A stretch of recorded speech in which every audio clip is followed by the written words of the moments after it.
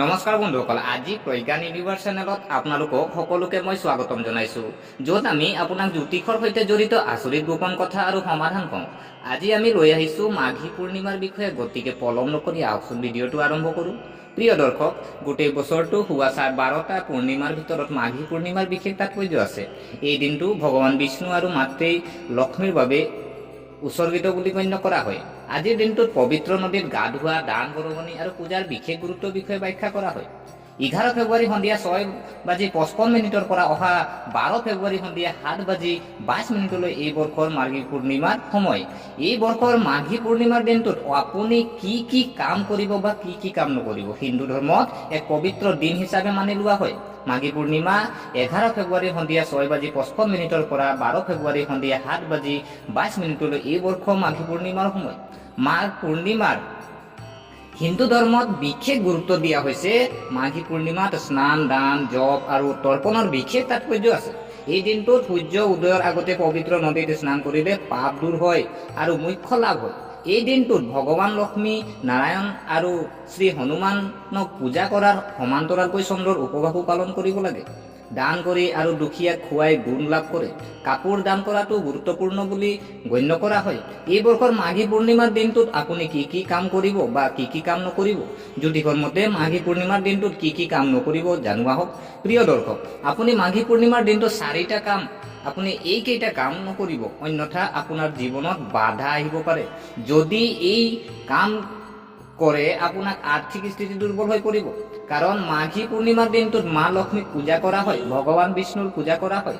আৰ্থিক সমস্যাৰ বাহিৰে আপোনাৰ অন্যান্য দিশতো সমস্যা আহিব পাৰে, মানসিক অশান্তিও আহিব পাৰে। কাৰণ মাঘী পূৰ্ণিমাৰ দিনটোত চন্দ্ৰ দেৱতাকো পূজা কৰা হয়।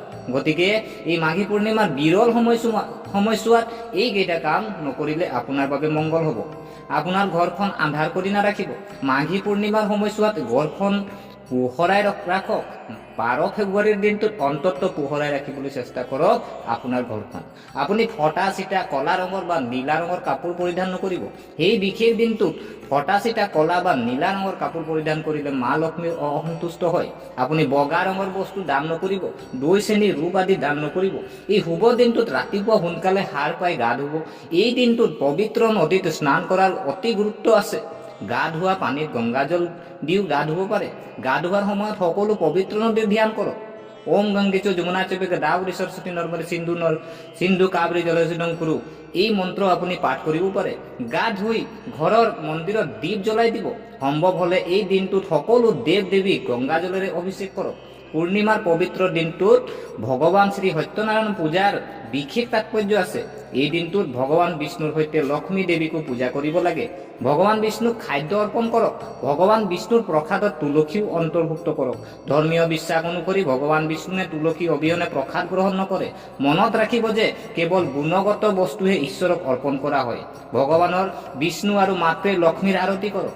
এই শুভ দিনটোত ভগৱান বিষ্ণু আৰু মাতৃ লক্ষ্মীৰ ওপৰত যিমান পাৰে ধ্যান কৰক। পূৰ্ণিমাৰ দিনা চন্দ্ৰ পূজাৰো বিশেষ তাৎপৰ্য আছে। চন্দ্ৰ উদয়ৰ পিছত চন্দ্ৰক পূজা কৰাটো নিশ্চিত কৰক। চন্দ্ৰক অৰ্ঘ্য প্ৰদান কৰিলে দুখৰ পৰা সকাহ পোৱা যায়। এই দিনটোত আতৰজনক সহায় কৰক। যদি আপোনাৰ ঘৰৰ ওচৰত গাই গৰু আছে তেন্তে ভোগ নিশ্চয় খুৱাব। গৰুক খোৱালে বহু প্ৰকাৰৰ দুখৰ পৰা সকাহ পোৱা যায়। গতিকে আশা কৰোঁ আপোনালোকে ভিডিঅ'টো চাই ভাল পালে। যদি এই ভিডিঅ'ই আপোনাক কিঞ্চিতো মানুহ লাভান্বিত কৰিছে তেনেহ'লে চেনেলটো ছাবস্ক্ৰাইব কৰাৰ লগতে লাইক কমেণ্ট কৰি উৎসাহিত কৰিব বুলি আশা ৰাখিলোঁ। পুনৰ লগ পোৱাৰ প্ৰতিশ্ৰুতিৰে আজিলৈ বিদায় মাগিলোঁ। ধন্যবাদ।